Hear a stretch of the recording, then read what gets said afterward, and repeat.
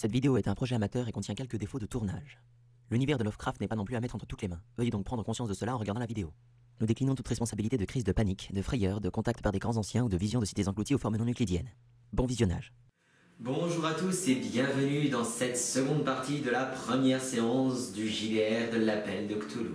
Chose promise, chose due, voici quelques explications concernant les règles qui ont été utilisées dans cette partie. Pour ceux et celles qui les connaissent déjà, vous pourrez les passer en cliquant sur le visage du prêtre de Cthulhu. Le JDR est un jeu où les joueurs incarnent des personnages. On pourrait l'apparenter à une pièce de théâtre improvisée à quelques détails près. Les actions de chaque personnage sont rythmées par des lancers de dés appelés dés-100. Bien entendu, les actions simples ne sont pas testées, mais seulement les actions où la probabilité d'échec existe. Pour cela, on fait un lancer de dés et l'on compare le résultat à une caractéristique ou une compétence chiffrée qui correspond au niveau du personnage dans ces derniers. Dans l'appel de Cthulhu, il existe plusieurs caractéristiques et compétences comme la force, la dextérité, le baratin, la psychanalyse et même la chance qui sont quantifiées en fonction du personnage de manière aléatoire. Pour exprimer comment ces fameux tests de compétences ou de caractéristiques sont utilisés, voici un exemple. Un être humain d'âge moyen sait ouvrir une porte sans difficulté. Pas de test. C'est aussi simple que de respirer ou marcher. Mais réussir à ouvrir une porte verrouillée est quelque chose de plus difficile, qui demandera de la force ou du doigté.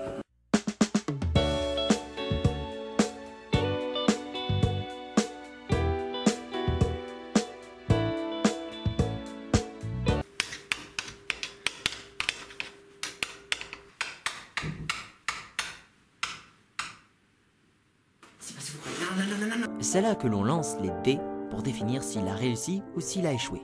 Il doit obtenir un résultat en dessous ou égal à sa caractéristique pour réussir. S'il fait au-dessus de cette dernière, c'est un échec. Il existe aussi deux cas particuliers de résultats, les critiques et les maladresses. Un résultat critique est un résultat de 1 sur le jet de dés et permet aux joueurs d'accomplir des actions impressionnantes, voire irréalisables contre toute attente. Le contraire, ce sont les maladresses, qui sont comprises entre 96 et 100 en fonction des situations. Cet écart peut varier. Si jamais un joueur vient à faire une maladresse, en plus d'avoir échoué l'action, ce dernier rencontre la pire des infamies, une catastrophe sans précédent et va avoir beaucoup de mal à se sortir de ce pétrin, ou à retenter l'action en fonction de ce qu'il se passera, au bon vouloir du gardien. En reprenant la porte comme exemple, un 0-1 permet d'ouvrir la porte avec une facilité déconcertante, ou de découvrir qu'elle n'était que simplement coincée.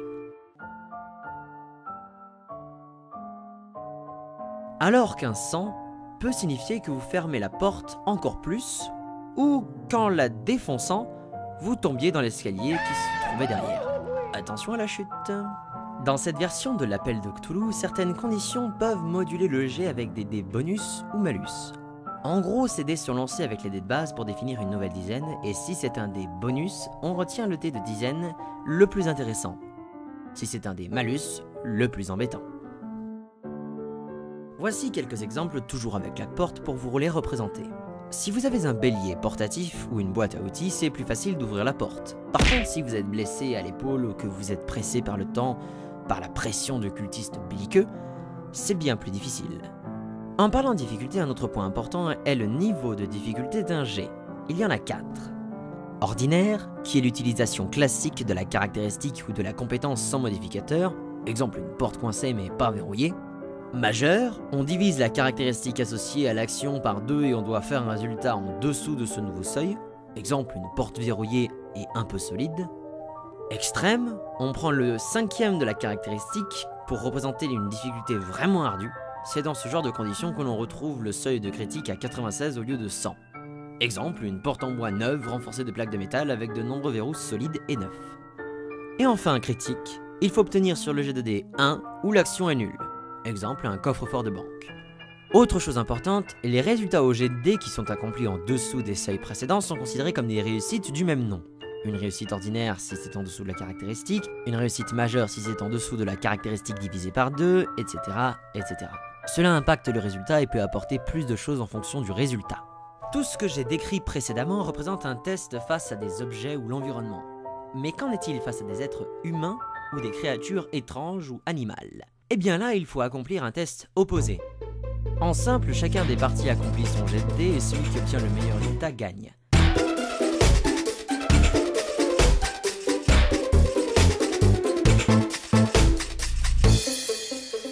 Si jamais les jets de dés sont tous les deux réussis, on compare les caractéristiques des adversaires et celui qui a la plus importante remporte, car l'écart entre sa réussite et celle du dé est plus importante.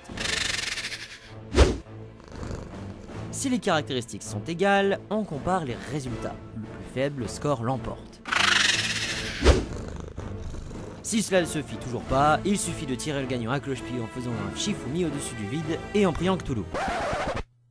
Oui, c'est des conneries. Dernière règle importante, il est possible dans l'appel de Cthulhu de redoubler un jet raté, le relancer. Il faut pour cela justifier auprès du gardien la raison de la relance et il faut que cette raison soit logique et roleplay.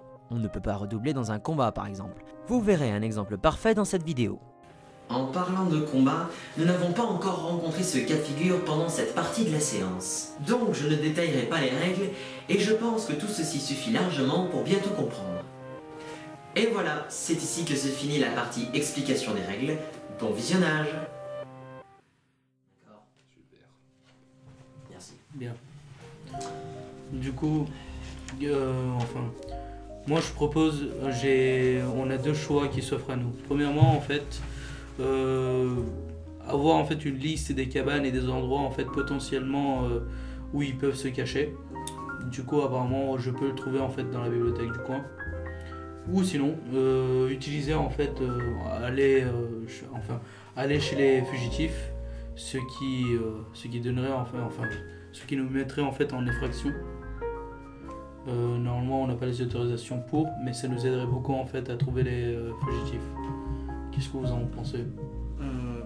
Si on va sur le lieu du crime et qu'on repère, voilà, Eugène, il a été blessé, donc ces chiens devraient pouvoir suivre sa piste, non? Il doit y avoir du sang. Sauf que le souci, en fait, on a eu 2 policiers blessés et plusieurs morts. 3 morts de leur côté. Du coup, je pense que si les chiens en fait ne flairent pas en fait les bonnes odeurs, ça serait un peu, disons, ça nous aiderait pas beaucoup, ça nous avancerait pas beaucoup.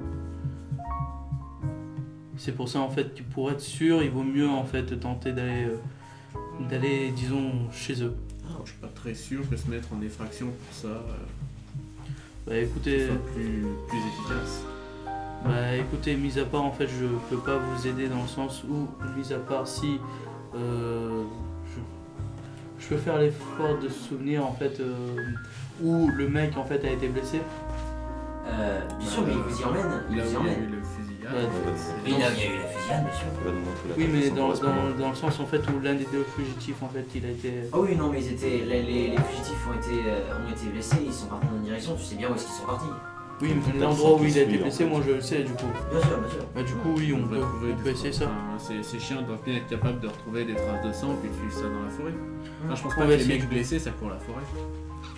Je pense pas non plus, mais essayons, soyons positifs. Du coup, qu'est-ce que vous en dites en fait pour aller chercher la liste des cabanes Ça serait utile du coup, vu qu'on a les chiens, je pense pas que ça nous serait beaucoup d'une grande utilité. Donc, si la liste était à jour. Oui, et vu que la liste en fait elle est pas à jour. J'ai une question à vous poser. Vous habitez dans cette ville ou pas? Moi pas. Vous n'avez pas d'habitation? Pas vraiment. Moi j'ai été affecté ici. Et tu vis dans un hôtel dans le coin. Oui, du coup moi je suis logé à un hôtel. Je vois. Mais je vous suggère aussi d'aller éventuellement prendre quelques moyens, quelques objets pour rester. Le shérif a dit qu'on allait sans doute passer la nuit dans la forêt. Donc, en ce moment, je vais aller chercher mes bagages.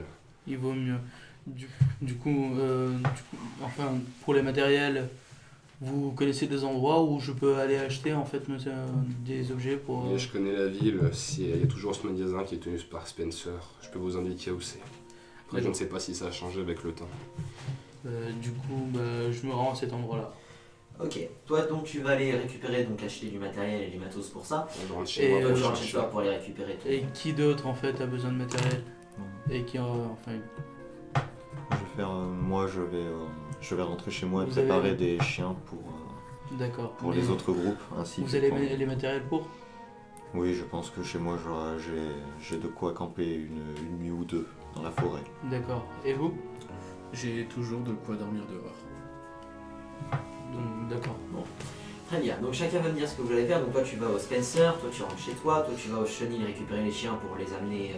Plus les miens. Alors sache que tu as aussi du personnel, t'es pas tout seul à dresser. Hein.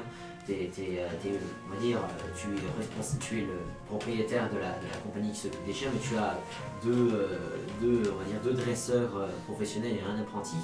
donc ils vont t'aider à transporter les 30 chiens pour tout le monde. Voilà. Et tu à toi de choisir ce que tu ramènes, enfin combien tu en donnes, sachant que je t'ai dit il y a 12 groupes. Vous comprenez? Nous comprenons. Et toi, qu'est-ce que tu fais? Comment dire? Je déconne. Voyons. Faire des achats, je pense pas que ce soit... Bah, suis-moi, c'est pas tout seul. Faire un tour un peu en attendant que ça se fasse, histoire de parler à d'autres personnes comme moi, on va dire, pour éviter d'utiliser le mot clochard. D'autres personnes comme moi qui traîneraient dans les coins qui ont été cités par rapport à là où les deux fuyards ont l'habitude de traîner pour savoir si on les aurait vus passer ou par rapport à un hôpital ou à un médecin, ou si on les aurait vus des fois et qu'ils soient revenus en ville discrètement durant la nuit. Ok, pas de soucis. Donc toi tu vas faire quelques petites enquêtes. Et il croise les deux fugitifs, tu vois. Tu les as pas c'est vus. ça, en train de se faire cuire des haricots dans une poubelle. C'est l'autre qui est blessé. Ah, ils ont cru qu'on allait dans la forêt, hein. C'est bien eu. C'est ça. Donc, vous allez chacun de votre côté. Donc pour toi et pour toi, je n'ai pas vraiment à gérer la situation. Du coup, vous allez juste récupérer du matos. C'est juste d'ailleurs en fait, au passage, tu vas pouvoir rajouter, parce que j'ai failli oublier, tu vas Barda, tu as un sac. Oui, parce que tu as un sac qui te permet justement, un sac à dos qui te permet de récupérer tout ton matériel. Fusil dans la poche. Je suis ici dans la poche. Donc je vais m'occuper donc de la première situation. Monsieur Spencer. Alors, tu vas dans le magasin local. Hop, je vais faire tomber mes feuilles et mes fiches parce que voilà. Vous baladez donc dans la merveilleuse petite ville de Bellington. Hein, petite tranquillité, hein, petite ville tranquille de notre époque. Ouais, les fusillades c'est tous les semaines. Exactement. Et Ah, vous si. êtes. Et boum, tout. Et tu vas donc te retrouver dans ce petit magasin, ce drugstore où on vend un peu de tout et n'importe quoi. Matos, vivres, provisions, matériel en tout genre. C'est un petit peu, on va dire, le seul grand magasin qu'il y a. Peut-être l'un des derniers. Puisque les années 20, voilà apparition aussi des méga stores.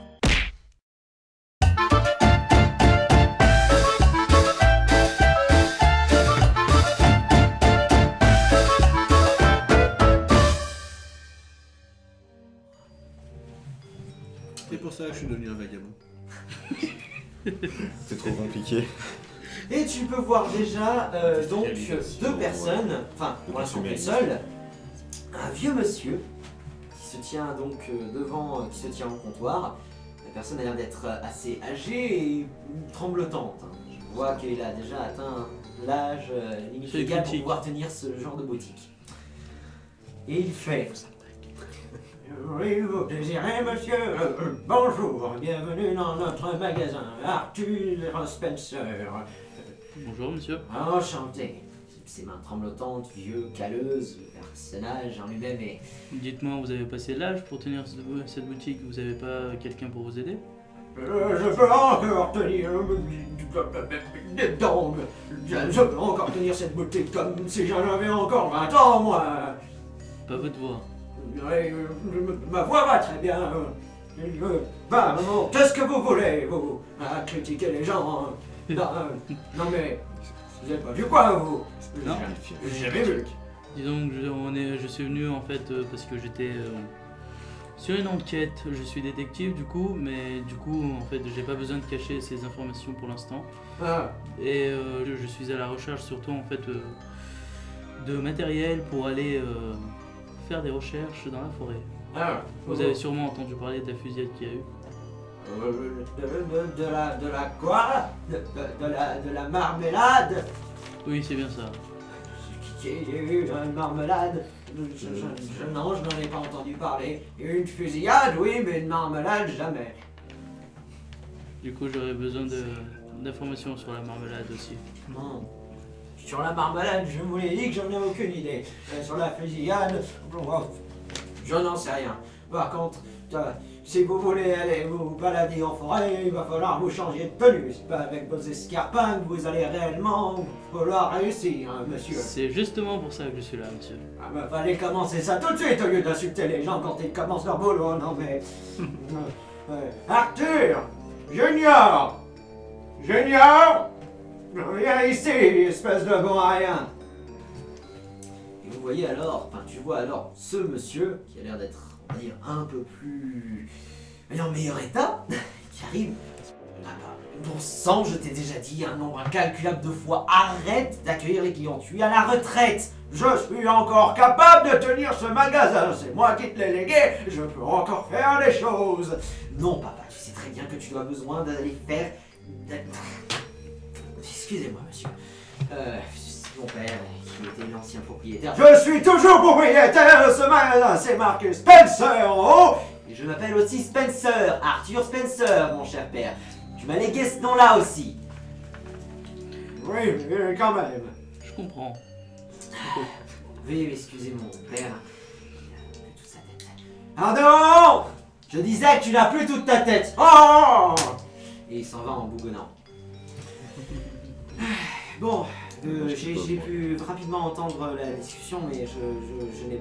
Avec les hurlements de mon père, c'est un peu difficile. Vous avez demandé donc? Disons que je cherche à m'équiper pour aller en forêt à la recherche. Vous avez sûrement entendu parler de la fusillade. Vous êtes le nouvel agent qui est arrivé en ville il y a une semaine ou deux. Oui, j'en avais entendu parler du shérif local, un nouveau qui vient de la grande ville. Oui. Vous participez donc au truc de recherche, c'est ça? C'est bien cela. Très bien. Qu'est-ce que vous désirez?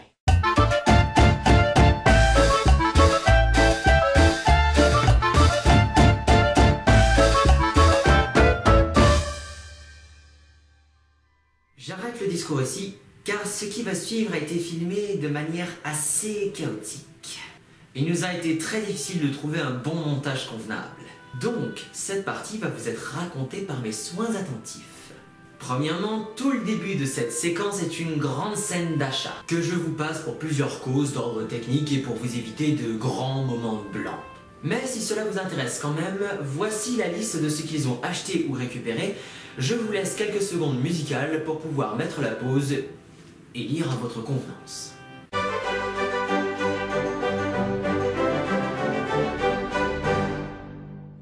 Post-scriptum. Notre vagabond est trop pauvre pour pouvoir s'acheter quoi que ce soit. En parlant de vagabond, la séquence la plus intéressante est celle de Aaron, lorsque ce dernier part en quête d'informations auprès de ses pairs locaux. Comme trouver une personne dans une grande ville, surtout dans les années 20, et en plus s'il vadrouille, est affaire de chance, je lui demande de me faire un test de caractéristiques pour savoir s'il arrive à trouver quelqu'un d'intéressant. Comme il est un habitué des environs et connaît la plupart des clochards et vagabonds du coin, je lui accorde 2 dés bonus. Et il réussit à 21 sur 50. Mes 2 dés étaient 20 et 90, donc là, pas de grand changement. C'est même une réussite majeure. Aaron trouve alors aux côtés d'un bar local Joel Clodo, un habitué des arrière-boutiques et des recyclages de poubelles. Il est actuellement la tête collée contre la vitre du bar et espionne l'intérieur. Aaron tente alors d'engager la conversation avec Joe afin de savoir s'il possède des informations. Mais ce dernier est plus absorbé par son projet actuel. Il veut essayer de récupérer l'une des bouteilles qui se trouve derrière le comptoir et lui demande son aide pour distraire le barman. Aaron accepte et entre nonchalamment dans l'établissement. Il commence alors une histoire sans queue ni tête autour d'une femme qui serait intéressée par le barman, tout en prenant le temps de bien tourner autour du pot. Un test de baratin est demandé car il tente de lui raconter un mensonge pour le distraire. Malheureusement, il n'a que 5% de chance de réussite, alors que mon barman, habitué des discussions de bar et des absurdités des poivreaux, en a 10 fois plus. Normalement, je ne révèle pas les caractéristiques des PNJ, mais je le fais exceptionnellement pour l'exemple. Faisant un 92, Aaron rate, mais ce n'est pas une maladresse, tandis que le barman réussit son jet, sans trop de difficultés. C'est ainsi qu'il arrive à voir clair dans son jeu pathétique. Le barman est marié et connaît nombre des dames du coin. Aux grandes dames de ce pauvre Aaron. C'est alors que notre cher vagabond tente une toute autre approche. Pendant ce temps, Joe tente de s'infiltrer grâce à la diversion de son compagnon d'infortune. Son test réussit et il arrive à se faufiler parmi les tables et à se rapprocher du jardin défendu. Alors qu'il est proche, Aaron essaie de prendre de vitesse le barman et va tenter de dérober une bouteille derrière le comptoir. C'est un test de dextérité agrémenté d'un dé bonus, car il le surprend en pleine conversation. Les dés sont jetés, 56 ou 86. Ses caractéristiques de dextérité est de 45, c'est un échec. Il veut essayer de redoubler le test et me propose de poursuivre dans son élan et de choper le petit récipient à cacahuètes posé sur le rebord du comptoir. Il n'a pas envie de repartir les mains vides, CRP est logique. Il relance alors son jet de dés, toujours avec le dé bonus, et obtient 71 pour lui. Mais, avec mon dé bonus, 31, ce qui est une réussite ordinaire. Il arrive donc dans un mouvement maladroit et grossier à s'emparer du précieux récipient pendant que son confrère, taclant le barman qui tombe à la renverse, s'approprie 2 bouteilles de la réserve et lui hurle de courir. Alors qu'il dépasse la sortie, Aaron évite de peu le tir de carabine du tenancier. Un ultime test de chance échoué, mais un tir de carabine raté aussi, qui vocifère des injures et autres noms d'oiseaux à leur encontre. Les deux complices se retrouvent un peu plus loin dans une ruelle où ils peuvent partager leur maigre butin et quelques informations précieuses. Joe pense que les kidnappeurs ont agi trop vite et que ces derniers croient que le père Strong est riche comme Crésus puisqu'il a trouvé des gisements. Et ils imaginent certainement que c'est de l'or, mais ce n'est pas le cas. Ce qui a été retrouvé sur le site n'était pas de l'or, c'était un truc bien plus gros, comme l'expliquait Joe. Pour appuyer l'argument de la pauvreté des Strong, l'argent de la rançon était normalement prévu pour les études de sa fille, d'après ses sources. Et la paie pour la recherche de sa fille viennent des réserves financières qui lui restaient encore sur son compte. Il devait renflouer avec l'affaire de la réserve d'eau, mais là il risque réellement de se retrouver sur la paille avec cette histoire.